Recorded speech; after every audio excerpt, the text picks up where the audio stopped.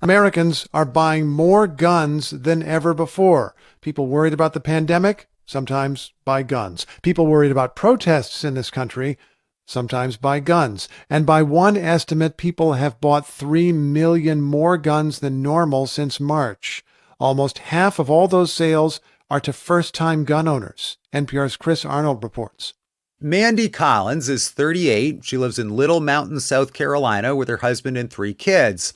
And she just spent $450 on a powerful handgun. I purchased the Six Sawyer P365. It's a 9mm pistol. She's never owned a gun before. Her husband doesn't have one either. But as the pandemic hit back in March, with all the toilet paper gone and everything, people started acting kind of crazy. And so I just, I guess the fear of the unknown and letting prisoners out of prison. And I decided that I wanted to go ahead and just purchase one. Some states have released prisoners who are near the end of their sentences or deemed not dangerous.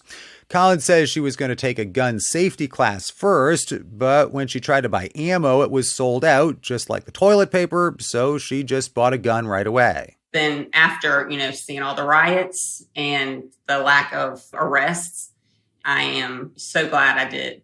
David Chipman is a former special agent with the Bureau of Alcohol, Tobacco, Firearms, and Explosives, the ATF. He's now with the gun control group Giffords, and he says we hit a new monthly record for gun sales in March, and you can see again when George Floyd was murdered and then the lawful protests and the looting and rioting that followed as well, again saw an enormous spike in gun sales. Chipman says that lasted all the way through June. The government doesn't track sales, but it does track background checks to buy guns. For handguns in June, those nearly tripled from a year ago.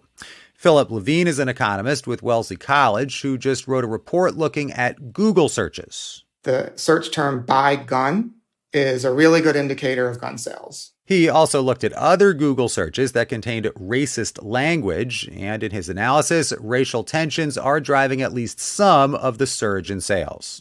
The gun industry disputes that. I would reject the premise that people who are buying firearms are doing so because they're racist. Lawrence Keene is the general counsel for the National Shooting Sports Foundation. It's a gun industry trade group. He says more people are buying guns just because all the uncertainty and unrest has them concerned about their safety.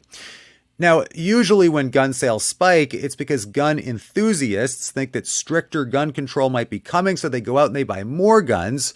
But something different is happening now. We've surveyed retailers who tell us that about 40% of their customers are first-time buyers. Kevin Cummins runs a firearms training school in St. Louis.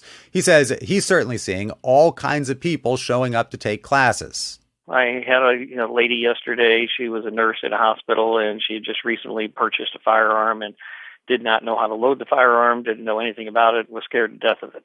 Millions of people suddenly owning a gun for the first time. That has former ATF agent David Chipman worried that many won't get good training. He says when gun sales spike, so do accidental deaths. And he says guns should only be used as a last resort in a life and death situation. People should not be waving them around like he sees in YouTube videos. He says that can provoke violence. I was taught that you don't pull your gun unless you intend to use it. And then there's Kevin Cummins, who, even though he runs a firearms school, he tells people, before you get a gun, get a can of pepper gel. That's like pepper spray, but it won't blow back in your own face. He says 95% of the time, that's going to be a much better way to protect yourself. Still, the industry group says 2020 is on track to be the biggest year ever for gun sales in America. Chris Arnold, NPR News.